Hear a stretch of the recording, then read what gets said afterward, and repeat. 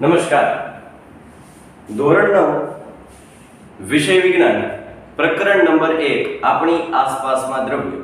અને એમાં આપણે જોયું હતું કે ભાઈ દ્રવ્ય શું છે, દ્રવ્યની અલગ અલગ લાક્ષણિકતાઓ, અને ત્યારબાદ આપણે જોયું હતું કે દ્રવ્યની અવસ્થાઓ. એ ત્રણ મુખ્ય દ્રવ્યની અવસ્થાઓ કઈ કઈ હતી તો કે ઘન, પ્રવાહી અને વાયુ. અને એમાં આપણે ઘન અવસ્થાના ગુણધર્મો જોયા હતા. અને હવે આપણે જોવાના છે પ્રવાહી અવસ્થાના ગુણધર્મો જણાવો. પહેલું આપણે ઘન અવસ્થામાં એવું કીધું હતું કે ભાઈ ઘન અવસ્થાના જે કણો છે એકદમ નજીક હોય છે. એની કણો વચ્ચેની આંતર આણ્વીય આકર્ષણ બળ બહુ વધારે હોય. આંતર આણ્વીય આકર્ષણ બળ એકબીજા વચ્ચે બહુ વધારે હોય. પણ અહીંયા પ્રવાહી અવસ્થામાં કંઈક અલગ છે. પ્રવાહી અવસ્થામાં તો કે પ્રવાહી અવસ્થાના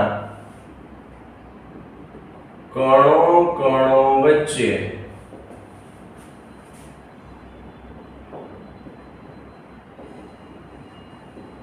આંતર આણ્વીય આકર્ષણ બળ ઘન કરતા ઓછું હોય છે. ઘન કરતા ઓછું હોય છે. ઘનમાં છે એકદમ મજબૂતાઈથી એકબીજા સાથે જોડાયેલા, જ્યારે પ્રવાહી છે થોડા એના કણો છે એને આકર્ષણ બળ થોડું ઓછું. તો આકર્ષણ બળ ઓછું હોય તો અવકાશ છે, અવકાશ એટલે કે જગ્યા, આકર્ષણ બળ જેમ ઓછું એમ જગ્યા વધારે. બરાબર. તો હવે બીજો મુદ્દો, આના ઉપરથી તરત જ બીજો મુદ્દો બને. એટલે આપણે છે ને કોઈ વસ્તુને સમજવાની છે એમ બને, યાદ રાખવાનો પ્રયત્ન કરો, ગોખતા નહીં, સમજવાની. ભાઈ ઘન પ્રવાહી અવસ્થાના કણો વચ્ચે આંતરાણ્વીય આકર્ષણ બળ ઘન કરતા ઓછું હોય છે. તો પ્રવાહી અવસ્થાના કણો વચ્ચે અવકાશ એટલે જગ્યા, ઘન કરતા વધારે હોય છે. જગ્યા છે ઘન કરતા વધારે એટલે જ આકર્ષણ બળ ઓછું હોય. ક્લિયર? ચલો, ત્યારબાદ આપણે આગળ વધીએ. તો આ મુદ્દા સમજાણા તમને. હવે આગળ જોજો, આના ઉપરથી આપણે ઘનમાં લખતા હતા કે એને ચોક્કસ આકાર આવે, કદ હોય, સીમા ઘનમાં એને ચોક્કસ આકાર હોય. પણ પ્રવાહીમાં તો પ્રવાહીમાં એવું જોવા મળતું નથી. બરાબર. તો કે પ્રવાહી અવસ્થાને ચોક્કસ આકાર હોતો નથી. તેને જે પાત્રમાં ભરવામાં આવે તે પાત્ર જેવો આકાર ધારણ કરી લે છે. પ્રવાહી અવસ્થાને કોઈ ચોક્કસ આકાર ન હોય, ફિક્સ આકાર ન હોય. એમ કહો કે ચાલો આ પાણી છે ચોરસ, ના, ચોરસ જ રે, ખીચામાં નાખું તો પાણી ચોરસ રહે, ના, એવું ન હોય. એનો કોઈ આકાર ફિક્સ હોતો નથી. હવે એને જે પાત્રમાં તમે વાટકામાં ભરો તો એનો આકાર વાટકા જેવો થઈ જાય. તમે એને કોઈ બોટલમાં ભરો તો એનું એ જ પાણી પાછો એનો આકાર બોટલ જેવો થઈ જાય, નળાકાર જેવો થઈ જાય. બરાબર. એના એ જ પાણીને તમે જ્યારે કોઈ કોનમાં એટલે કે શંકુમાં ભરો તો એનો આકાર શંકુ જેવો થઈ જાય. બરાબર. શંકુ એટલે ખબર ને, કોન, આઈસ્ક્રીમનો કોન છે એ શંકુ આકારનો કહેવાય. તો એને પ્રવાહીને કોઈ ચોક્કસ આકાર ન હોય. એને જે પાત્રમાં ભરી દો, એમ તમે એમ કહો થાળીમાં ભરી દો, એનો આકાર થાળી જેવો થઈ જાય. તમને એમ થાય કે મારે એ પાણીને થોડું એવું જે પાણી છે એને લઈને ચમચી નાખો તો ચમચી જેવો આકાર થઈ જાય. એટલે કોઈ ફિક્સ આકાર હોતો નથી, પરંતુ જે પાત્રમાં તેને ભરવામાં આવે તે પાત્ર જેવો આકાર ધારણ કરી લે છે. બરાબર. હા, આકાર ભલે ન હોય, પ્રવાહી અવસ્થાને ચોક્કસ કદ હોય છે. હા, કદ જરૂર હોય. હું એમ કહું કે 1 લીટર પાણી, તો 1 લીટર પાણી અહીંયા 1 લીટર જ લેવાનું. એનું અમેરિકા લઈ જઈશ તો 1 લીટર જ રહેશે. આઈડિયા ક્લિયર થાય? એનો આકાર ભલે બદલે પણ કદ એનું ચોક્કસ હોય છે, નિશ્ચિત હોય છે. ચોક્કસ કદ હોય છે અથવા તો નિશ્ચિત કદ હોય છે, નિશ્ચિત ફિક્સ હોય, બદલાતું ન રહે કે ભાઈ હું માનો કે 5મા માળેથી 6ઠા માળે લઈ જાઉં તો એનું કદ બદલે, એવું ન હોય. ના બેટા ના, એવું ન હોય. બરાબર? તો પ્રવાહી અવસ્થાને ચોક્કસ કદ હોય છે. એટલે જો સ્ટેપ બાય સ્ટેપ આપણે આના ઉપરથી આ મુદ્દો, આના ઉપરથી આ મુદ્દો. હવે આપણને ખબર છે કે પ્રવાહી છે વહેવાનો ગુણધર્મ ધરાવે. તમે ડોલ ભરીને પાણી આમ નાખો તો પાણી છે વહેતું વહેતું આગળ જતું રહેશે. ઢાળ હોય તો એકદમ જતું રહેશે. સમજાય ને? તો પાણી છે એ વહેવાનો ગુણધર્મ ધરાવે છે. પાણી એટલે કેવી અવસ્થા? તો કે પ્રવાહી. આપણે તો જનરલ પ્રવાહીની વાત કરીએ છીએ. તો પ્રવાહી અવસ્થા વહેવાનો ગુણધર્મ ધરાવે છે. બરાબર? પ્રવાહી અવસ્થા છે એ વહેવાનો ગુણધર્મ ધરાવે છે. ઓકે, બરાબર? પ્રવાહી છે વહેવાનો ગુણધર્મ ધરાવે છે. તો એનો મતલબ એમ કે માટે તે તરલ છે. માટે તે કેવા છે? તરલ. આપણને ખબર છે કે જે વહેવાનો ગુણધર્મ ધરાવે એ કેવા હોય છે? તો કે તે તરલ છે. મેં તમને કીધું હતું કે તરલ કોને કહેવાય? તો કે જે વહી શકે એને તરલ કહેવાય. અને વહી શકે એને તરલ કહેવાય. તો આ પ્રવાહી છે એ વહી શકે છે. અને પ્રવાહી વહી શકતું હોય તો એને આપણે શું કહીશું? તરલ. બરાબર? એટલે આ એના ગુણધર્મ. જો પેલું શું કીધું? પ્રવાહી છે તો એના કણો કણો વચ્ચે જે આંતરઆણવીય આકર્ષણ, આંતરઆણવીય શબ્દ સમજો કે અણુ અણુ વચ્ચેનું, આપણે કહીએ ને આંતરરાષ્ટ્રીય, એટલે કે રાષ્ટ્ર રાષ્ટ્ર વચ્ચેનો સંબંધ. બરાબર? તો એ આંતરઆણવીય એટલે કે અણુ અણુ વચ્ચેનું આકર્ષણ બળ ઘન કરતા ઓછું, કારણ કે ઘનના કણો તો એકદમ મજબૂતાઈથી જોડાયેલા, એને દૂર કરવા માટે વધારે ઊર્જાની જરૂર પડે. અહીંયા તો કે પ્રવાહીના જે આંતરઆણવીય આકર્ષણ બળ છે ઘન કરતા ઓછું હોય છે. ઘન કરતા ઓછું હોય તો એના અવકાશ છે કેવો હોય? વધારે, થોડી જગ્યા વધારે. આપણે આકૃતિ જોઈ હતી આગળના ધોરણમાં પણ તમે ક્યાંક અભ્યાસ કર્યો છે. ઘનના આપણે એકદમ નજીક નજીક જોતા હતા કણો, પ્રવાહીના કણો છે આવી રીતે થોડા થોડા દૂર જોવા મળે. બરાબર? ત્યારબાદ પ્રવાહી અવસ્થાને ચોક્કસ આકાર હોતો નથી અને જે પાત્રમાં ભરવામાં આવે તેના જેવો આકાર ધારણ કરી લે છે. પ્રવાહી અવસ્થાને ચોક્કસ કદ હોય છે. 1 લીટર અહીંયા હોય તો 1 લીટર 10મા માળે પણ હોય, 15મા માળે હોય, અમેરિકામાં હોય. પ્રવાહી અવસ્થા વહેવાનો ગુણધર્મ ધરાવે છે. એટલે કે એને તરલ આપણે કીધું. હવે આપણે આગળ જોઈએ તો એના ગુણધર્મોમાં તો પ્રવાહી આપણને ખબર છે કે જ્યારે પાણી છે એમાં હું અહીંયા 3 એક સરખા બીકર લઉં છું પાણીમાં, એક સરખું પાણી પીવું. પેલામાં માનો કે હું નાખું છું ખાંડ, ઓગળી જશે? હા.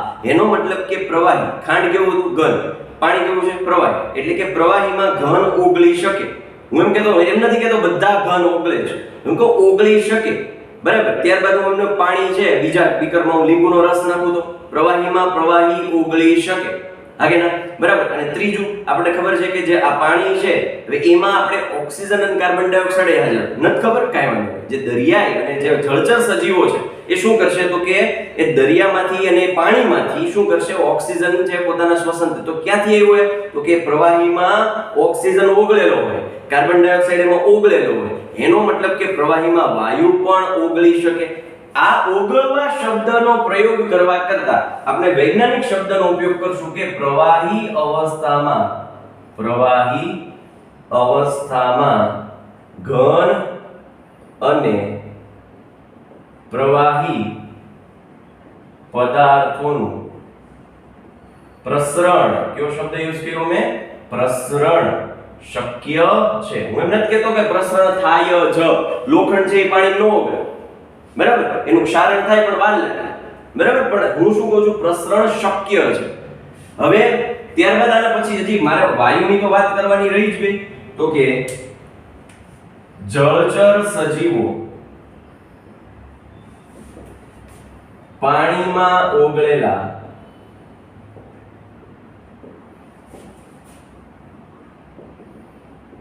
ઓક્સિજનનો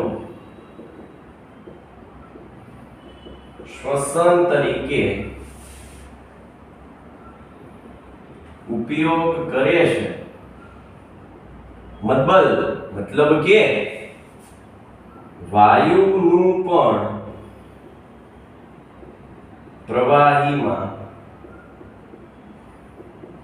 પ્રસરણ શક્ય છે, બરાબર. એટલે કારણ દેવાનું કે વાયુ છે કેમ પ્રસરણ શક્ય છે, તો કે દરિયાઈ જળચર સજીવો છે એ પાણીમાં ઓગળેલા ઓક્સિજનનો શ્વસન તરીકે ઉપયોગ કરે છે, એટલે કે વાયુનું પણ પ્રવાહીમાં પ્રસરણ શક્ય છે. હવે તો કે જો પ્રવાહી છે ને, પ્રવાહી એને તમે ઉપરથી દબાણ આપો તો એના કણો હતા કેટલા થોડા દૂર હતા, પણ તમે એને થોડુંક એવું દબાણ આપો તો થોડીક એવી અસર થશે ને કણો વચ્ચેનું અંતર ઘટશે, થોડીક એવી, બહુ નહીવત એવી, બરાબર. તો અહીંયા લખું છું કે પ્રવાહી અવસ્થાને બાહ્ય બળ આપતા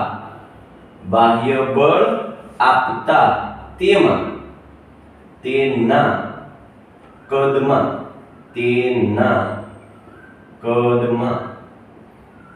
નહીવત જેટલો ફેરફાર થાય છે, માટે તેને પ્રવાહીનું અસંકોચન કહે છે,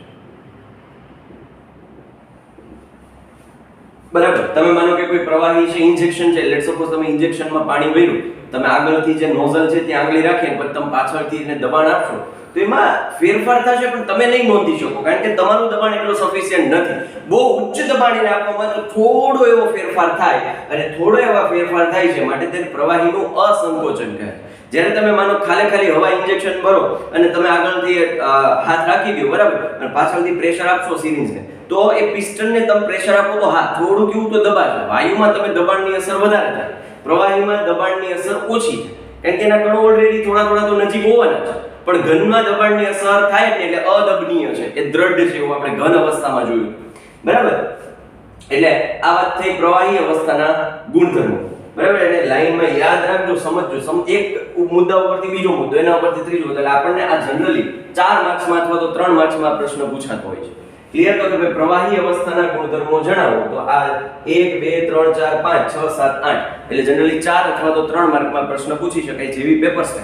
ક્લિયર? તો અને આમાંથી ઘણા બધા એમસીક્યુ પણ બની શકે, ખરા ખોટા પણ બની શકે કે ભાઈ વાયુનું પ્રવાહીમાં પ્રસરણ શક્ય નથી, વિધાન સાચું છે કે ખોટું, તો આપણને ખબર પડે કે ભાઈ વાયુનું પ્રવાહીમાં પ્રસરણ શક્ય છે, ભાઈ શક્ય નથી એવું નથી, તો એનો મતલબ કે વિધાન જે આપેલું છે એ ખોટું છે, બરાબર. એવા ઘણા બધા આમાંથી પ્રશ્નો નીકળી શકે, પણ આપણે એ બધા તૈયાર નથી કરવાના. આપણે શું કરવું, એક હાથીનો પંજો તૈયાર કરી લઈએ, બરાબર, આખો પ્રશ્ન તૈયાર કરી લઈએ, એમાં કૂતરા બિલાડાના પંજા તો ઓટોમેટિક ફિટ થઈ જ જાય, બરાબર. ચાલો, તો આ પ્રવાહી અવસ્થાના ગુણધર્મો વિશે વાત થઈ. ક્લિયર? હવે આપણે આગળ જોઈએ તો વાયુ અવસ્થાના ગુણધર્મોની વાત કરવાની છે. તો સૌપ્રથમ આપણે જોયું હતું ઘન અવસ્થાના, બરાબર, ત્યારબાદ આવશે પ્રવાહીના. તો પ્રવાહી અવસ્થાના ગુણધર્મો આપણે જોયા, વ્યવસ્થિત રીતે સમજાય, એને કઈ બહુ યાદ રાખવાની ગોખવાની જરૂર પડશે જ નહીં. જો તમે અત્યારે સમજી લેશો તો એ પરીક્ષા સુધી એમ જ યાદ રહેવાનું જ છે, બરાબર. પણ શરત એટલી કે ભાઈ અત્યારે તમારે વ્યવસ્થિત સમજી અને એને લખવાનો પ્રયત્ન કરો. હવે વાયુ અવસ્થાના ગુણધર્મો ઘનના જોઈ લીધા, પ્રવાહીના જોઈ લીધા, વાયુ. પહેલો મુદ્દો આપણો એલો હતો કે ભાઈ ઘનમાં કણો વચ્ચે આંતરાણવીય આકર્ષણ બળ સૌથી વધારે, વાયુમાં આંતરાણવીય આકર્ષણ બળ સૌથી ઓછું હોય. એક આકૃતિ હું તમને અહીંયા દોરી દઉં ને એના ઉપરથી આપણા પહેલા 2 મુદ્દા બની જશે. આ કણો બહુ છૂટા રખડે છે, બરાબર, એના ઉપરથી આપણે 2 મુદ્દા બનાવીએ કે ભાઈ કણો વચ્ચેનું જે આંતરાણવીય અણુ વચ્ચેનું જે આકર્ષણ બળ છે, કણો શેમાં, તો કે પ્રવાહી અવસ્થા, સોરી, વાયુ અવસ્થામાં કણો વચ્ચેનું આકર્ષણ બળ, એટલે આંતરાણવીય આકર્ષણ. કણો વચ્ચે લખો તોય ચાલે, આંતરાણવીય શબ્દ આવે તો પણ ચાલે, એટલે કણો વચ્ચેનું આકર્ષણ બળ સૌથી ઓછું હોય છે. હવે કણો વચ્ચેનું આકર્ષણ બળ સૌથી ઓછું હોય તો અવકાશ એટલે કે જગ્યા, તો કે સૌથી વધારે હોય છે. એના ઉપરથી બીજો મુદ્દો તૈયાર જ થઈ ગયો, બરાબર. તો કે વાયુ અવસ્થામાં કણો વચ્ચે અવકાશ સૌથી વધુ હોય છે। જો દીકરા આપણે એવું કોઈ નિયમ નથી કોઈ પ્રોપર પ્રકાશનને ફોલો કરવું, એ પ્રકાશનને મૂકી દો સાઈડમાં, આપણે માત્ર ટેક્સ્ટ બુકને ફોલો કરશું। તમને ખ્યાલ છે કે આપણા અમુક પ્રકાશનો છે આટલા જાડાઈ ધરાવતા હોય અને ટેક્સ્ટ બુક સામે આટલી હોય, તેવું જરૂરી નથી કે જે પ્રકાશનમાં આવે બધું ફિટ કરવું મગજમાં, સમજાય? એટલે આપણે જે ટેક્સ્ટ બુકને લગતા જેટલા મુદ્દાઓ હશે એ આપણે ભણશું અને બોર્ડમાં જે વ્યવસ્થિત લખવાનું એ જ રીતે તમારે પ્રશ્ન લખવાના છે। બાકી કોઈ વધારાનો ને હું તમને જે હોમવર્ક આપું એ કમ્પ્લીટ કરો એટલે 100% આપણો સિલેબસ છે જે ટેક્સ્ટ બુકનો એ કવર થઈ જાય છે। ઓકે, અને એવું જરૂરી નથી એનસીઈઆરટી ની આપણને બહુ સરસ એવી છૂટછાટ મળેલી છે કે ચોપડીનો શબ્દે શબ્દ લીટીએ લીટી ગોખીને લખવાનો તો જ પૂરા માર્ક્સ મળે એવું હોય નહીં। એટલે ગોખવાનો જરાય પ્રયત્ન ન કરતા આપણી રીતે સમજો, તમારી રીતે મૌલિકતા દાખવી અને પેપરમાં લખવાનું છે, પોતાની રીતે લખવાનું, પણ હા વ્યવસ્થિત શબ્દોમાં। પછી આવ દેશી નથી લખવાનું કે ભાઈ કણો વિશે જગ્યા બહુ વધારે હોય છે અને કણો વિશે આમાં છે ને આકર્ષણ બળ ઓછું હોય, ઘણા લખ્યા હોય જેમ બોલતા હોય એમ લખ્યું, એવું નહીં। વ્યવસ્થિત વૈજ્ઞાનિક ભાષાના શબ્દો આવતો હોય ત્યાં વૈજ્ઞાનિક શબ્દોનો પ્રયોગ કરો, વ્યવહારિક ભાષાના શબ્દો આવતો હોય તો વ્યવહારિક ભાષાના શબ્દો યુઝ કરવા, બરાબર? તો વાયુ અવસ્થામાં કણો વચ્ચે અવકાશ સૌથી વધુ હોય છે।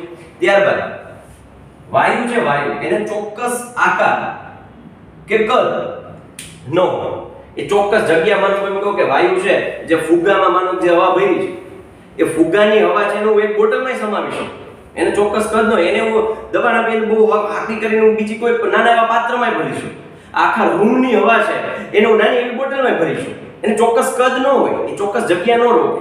સમજાય હું શું કહેવા માંગુ છું? તો કે વાયુ અવસ્થાને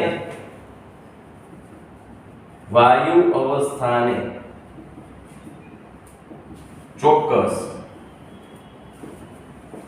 આકાર કે કદ હોતા નથી। હા, દળ હોય છે, બરાબર? વાયુ અવસ્થાને ચોક્કસ આકાર કે કદ હોતા નથી। એ તો આપણે બધા સમજી શકીએ કે ભાઈ માનો કે કોઈ મોટો ઓરડો છે અને એની અંદર કંઈક હવા ભરેલી છે, હવા એટલે કયું સ્વરૂપ? તો કે વાયુ સ્વરૂપ। હવે એ જ વાયુ સ્વરૂપને માનો કે તમે એને એ જ હવાને એક જગ્યાએ સક્શન કરી એટલે કે વેક્યુમ કરી એટલે કે બધી હવા ભેગી કરી અને તમે કોઈ નાના એવા સિલિન્ડરમાં ભરી શકો। હવે આ સિલિન્ડર શબ્દનો પ્રયોગ કર્યો ને મારે તમને આના ઉપરથી એક નવો મુદ્દો સમજાવવો છે। જોજો કે એક મુદ્દાની જગ્યા છોડું છું પછી સમજો। એ જાજી બધી હવાને તમે નાના એવા સિલિન્ડરમાં ભરો છો અને આપણે રોજ બરોજ આ વસ્તુનો ઉપયોગ કરીએ છીએ। તો જો હું શું કહેવા માંગુ છું કે વાયુ અવસ્થાને ખૂબ જ ઉચ્ચ દબાણે કોઈ પાત્રમાં ભરી, વાયુ અવસ્થાને ઉચ્ચ દબાણે કોઈ પાત્રમાં ભરી વધુ માત્રામાં જથ્થાને કોઈ એક સ્થાનેથી બીજા સ્થાને સરળતાથી લઈ જઈ શકાય છે। હવે મને કહું કે આ ઓરડાની આખી હવા છે એને મારે ઉપાડીને બીજી જગ્યાએ લઈ જવી હોય તો મારે આખા ઓરડાની જરૂર ન પડે, એ બધી હવાને હું નાના એવા બોટલમાં ભરી દઉં, નાની એવી બોટલમાં, તો એ નાની એવી પાત્રને હું લઈ જઈને સરળતાથી એક જગ્યાએ બીજી જગ્યાએ લઈ જઈશું।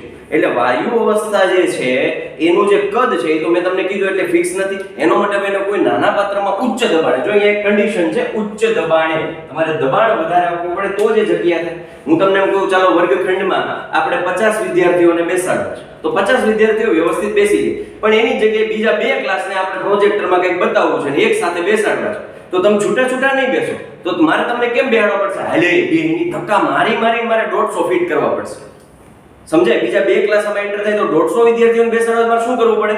ઉચ્ચ દબાણ આપવું પડે, રાઈટ? અને આ જ વિદ્યાર્થીઓ મોટા હોલમાં બેસાડો તોય વ્યવસ્થિત ગોઠવાઈ જાય।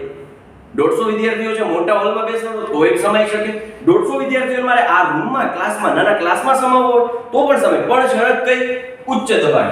મારે દબાણ વધારે આપવું પડે, ભાઈ હરખા બેહો, હલો 5-6 બે જાવ, એક બેન્ચમાં 6 બેહો, ધક્કો મારી આ જ વસ્તુ આપણે આમાં થઈ છે કે ભાઈ વાયુ અવસ્થાને ઉચ્ચ દબાણે કોઈ પાત્રમાં ભરી એક સ્થાનેથી બીજા સ્થાને સરળતાથી લઈ જાય. અને આ પાછું વધુ માત્રામાં જથ્થાનો બહુ જાજો જથ્થો હોય તો પણ એને તમે હમણાં જ આપણે આ કોરોનાની પરિસ્થિતિ હાલે છે તો ઓલા ઓક્સિજનના બાટલા ખબર આટલા મોટા મોટા બાટલા હોય એ ઓક્સિજનના બાટલામાં હોય શું તો કે ઓક્સિજન હોય. સાહેબ કયો છો ઓક્સિજનના બાટલા ઓક્સિજન જ હોય પણ એ ઓક્સિજનમાં એ ઓક્સિજન છે એને ખૂબ ઊંચા દબાણે એમાં ભરવામાં આવે.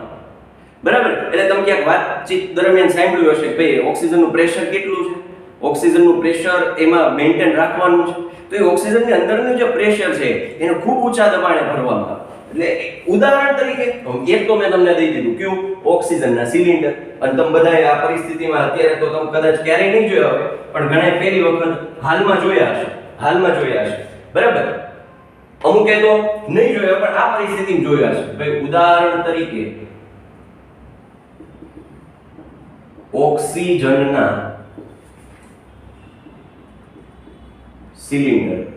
સિલિન્ડર એટલે કે આમ જોવું જોઈએ તો નળાકાર પાત્ર કહીએ એટલે ઓક્સિજનના સિલિન્ડર.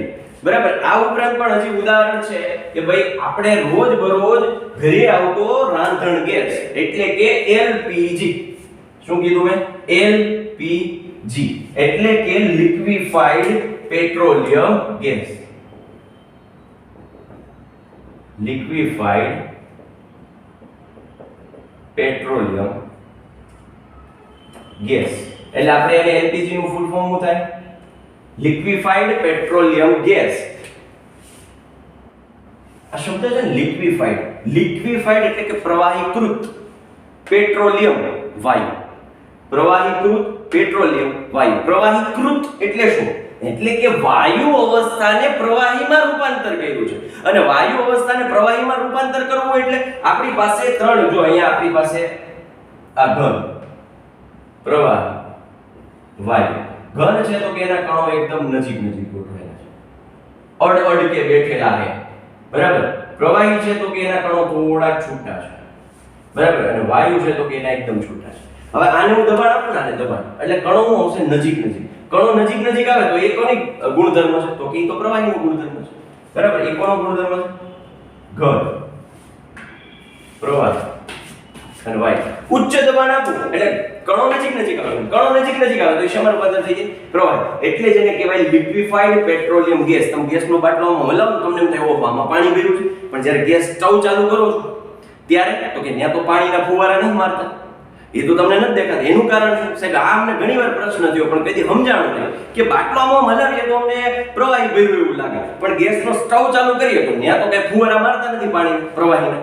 તો એનું કારણ એ છે કે જ્યારે સિલિન્ડરમાં એ ગેસને વાયુને ભરવામાં આવે તો ઊંચા દબાણે ભરવામાં આવે. એટલે હવે એ શેમાં રૂપાંતર થઈ ગયું છે? વાયુ છે શેમાં રૂપાંતર થઈ ગયું છે? પ્રવાહીમાં. હવે તમે જોજો જેવું તમે ત્યાંથી એ પ્રવાહી અંદરથી એલપીજી બહાર નીકળશે એટલે હવે એનું દબાણ કેટલું થઈ ગયું? તો કે એક વાતાવરણ જેટલું દબાણ. બહાર આવી જાય એટલે દબાણ કોના જેટલું હોય? એક વાતાવરણ જેટલું દબાણ. અને એક વાતાવરણ જેટલું દબાણ થઈ ગયું, ઓલું ઊંચા દબાણે. હવે દબાણ ઘટી ગયું એટલે હવે પ્રવાહીનું શેમાં રૂપાંતર થઈ ગયું? પાછું વાયુ. એટલે જે ગેસ સ્ટવમાં જે નીકળે છે એ વાયુ નીકળે, એટલે જેને ગેસ સ્ટવ કહેવાય. ગેસ એટલે વાયુ. બરાબર, ત્યાં કેમ લિક્વિડ સ્ટવ નો કીધું? સમજાણું? એટલે ગેસ સ્ટવ એટલે કે ત્યાં વાયુ એટલે નીકળે છે. શું કામ? તો કે બોટલમાં જ્યારે ભરેલો હોય ત્યારે ઊંચા દબાણે હોય, પણ બહાર નીકળે ત્યારે એનું દબાણ ઘટી જાય છે.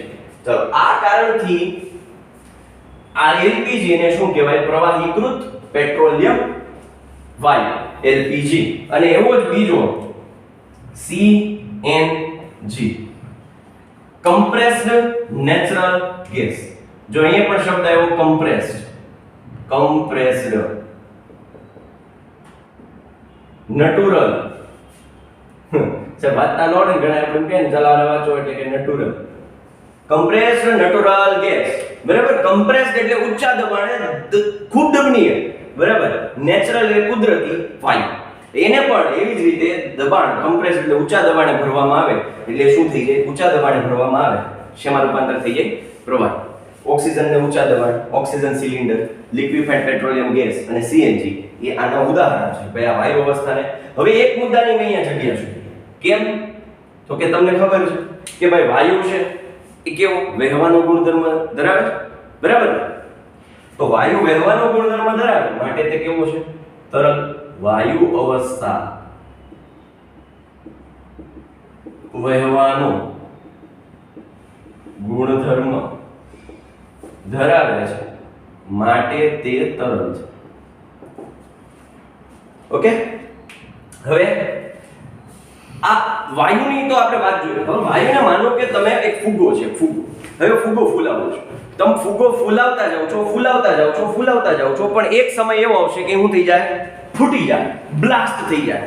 એનું કારણ શું? તો કે જ્યારે તમે ફુગ્ગામાં હવા ભરો છો તો હવાના કણોએ ફુગ્ગાની દિવાલ પર બળ લગાડતા હશે. શું કરતા હશે? દિવાલ પર. કોની? ફુગ્ગાની. ફુગ્ગાની દિવાલ પર શું કરતા હશે? બળ લગાડતા હશે. અને બળ લગાડે છે. શું કામ બળ લગાડે? કારણ કે ગતિમાં છે. તમે માનો કે તમે ઘણી વખત એક વાહન આવે છે, એક ટ્રક આવે છે, ગતિમાં છે, ફાસ્ટ સ્પીડમાં છે, ક્યાંક અથડાય તો ત્યાં બળ લગાડે, અસર થાય. બરાબર? તો એ ગતિમાં હોવાથી જે અંદર વાયુના કણો છે એ શું કરે છે? દિવાલ ઉપર બળ લગાડે. અને દિવાલ ઉપર બળ લગાડે છે એટલે કે કોઈ ચોક્કસ ક્ષેત્રફળ પર લાગતા બળને દબાણ કહેવાય. એટલે દબાણની વ્યાખ્યા હું નીચે લખું છું. તો આપણે હકીકતમાં આને જોવાનું છે 10મા ચેપ્ટર ગુરુત્વાકર્ષણ, કે ભાઈ દબાણ કોને કહેવાય. પણ આપણે અહીંયા સમજી લઈશું દબાણ શું છે. તો વાયુ અવસ્થાને કોઈ પાત્રમાં ભરવામાં આવે તો તેના કણો સતત ગતિશીલ હોવાથી પાત્રની દિવાલ પર બળ લગાડે છે. એટલે કે પાત્રની દિવાલ પર દબાણ લગાડે છે. સાહેબ, બળ લગાડે છે, દબાણ લગાડે છે એટલે શું? હવે હું દબાણની એક વ્યાખ્યા આપું છું. દબાણની વ્યાખ્યા એકમ ક્ષેત્રફળ દીઠ, જુઓ હું લખી નાખું પછી સમજાવું તમને કે ભાઈ એકમ ક્ષેત્રફળ દીઠ લાગતા બળને તે સપાટી પર લાગતું દબાણ. આ એક સપાટી છે, એનું કઈ ક્ષેત્રફળ છે. એના ઉપર માનો કે હું આ શું કરું છું? બળ લગાડું છું. અને બળ લગાડું એનો મતલબ એને મેં શું કર્યું? દબાણ આપ્યું. બરાબર? એવી જ રીતે માનો કે આ સપાટી છે, એના ઉપર હું બળ લગાડું છું, લંબ રૂપે. ડિટેલમાં આપણે આગળના ચેપ્ટરમાં જોઈશું. ખાલી વ્યાખ્યા સમજો કે એકમ ક્ષેત્રફળ દીઠ લાગતા બળને તે સપાટી પર લાગતું શું કહેવાય? દબાણ. દબાણ એટલે એનો SI એકમ પાસ્કલ છે, ન્યૂટન પર મીટર સ્ક્વેર છે. બધું ડિટેલમાં જોઈને ખાલી વ્યાખ્યા સમજજો. આ શબ્દ તમને સમજાવવો જોઈએ એટલા માટે મેં અહીંયા વ્યાખ્યા લખી છે કે ભાઈ દબાણ લગાડે છે એટલે શું? ક્ષેત્રફળ પર ક્યાંય ભરવામાં આવે તો તેની કણો સતત પાત્રની દિવાલ પર એટલે કે ક્ષેત્રફળ પર બળ લગાડે છે. અને ક્ષેત્રફળ પર બળ લગાડે તો એને શું કહેવાય? દબાણ. એટલે અહીંયા હું એમ નથી કહેતો બળ અને દબાણ બે સરખા છે. ફરીથી ચોખવટ કરું છું, બળ અને દબાણ બે સરખા નથી, પણ ક્ષેત્રફળ પર બળ લગાડો તો એ દબાણ થઈ જાય. આ બે વચ્ચેનો તફાવત સમજો. બળ અને દબાણ બે અલગ અલગ વસ્તુ છે, પણ કોઈ ક્ષેત્રફળ જો પિક્ચરમાં આવી જાય, ક્ષેત્રફળ પર જો તમે બળ લગાડો તો એને શું કહેવાય? દબાણ. રાઈટ? તો આ રીતે આપણે જોયું કે ભાઈ વાયુ અવસ્થાના ગુણધર્મો મુખ્યત્વે તો આ તો આગળના મુદ્દા પ્રમાણે છે બે. એના માટે આ એક આકૃતિ યાદ રાખી લો એટલે બે મુદ્દા યાદ રહી જાય. બીજું આપણને ખબર છે કે વાયુ અવસ્થાને કોઈ ચોક્કસ આકાર હોય નહીં અને ચોક્કસ કદ પણ હોતું નથી. ત્યારબાદ વાયુ અવસ્થા શું કરે? વહેવાનો ગુણધર્મ ધરાવે. અને વહેવાનો ગુણધર્મ ધરાવે તો એને આપણે શું કહીએ? તરલ છે. બરાબર? વાયુ અવસ્થાને ઉચ્ચ દબાણે કોઈ પાત્રમાં ભરવામાં આવે તો એક સ્થાને બીજા સ્થાને સરળતાથી લઈ જઈ શકે. ઉદાહરણ તરીકે ઓક્સિજનનો cylinder, LPG, CNG full form ઘણી વખત પૂછાતા હોય છે. LPG અને CNG નું પૂરું નામ આપો તો લિક્વિફાઈડ પેટ્રોલિયમ ગેસ. લે હું ગુજરાતીમાં લખી દઉં, liquefied petroleum gas compressed natural gas. બરાબર? અને વાયુ અવસ્થાને કોઈ પાત્રમાં ભરવામાં આવે તો એ શું કરે? તો કે પાત્રની દિવાલ ઉપર બળ લગાડે. પાત્રની દિવાલ ઉપર બળ લગાડે અને શું કહેવાય? દબાણ. આ દબાણની વ્યાખ્યા લખવી એટલે લખાય, બાકી વાંધો નહીં. બાકી પ્રશ્ન આપણો અહીંયા પૂરો થઈ જાય છે. બરાબર? અહીંયા પ્રશ્ન પૂરો થઈ જાય છે. આ વ્યાખ્યા છે. તો આ વ્યાખ્યા સ્વરૂપે પણ તમારે યાદ રાખવાનું છે. તો આ સાથે આપણો લેક્ચર છે અહીંયા પૂરો કરીએ છીએ. Thank you. જય હિન્દ, જય ભારત.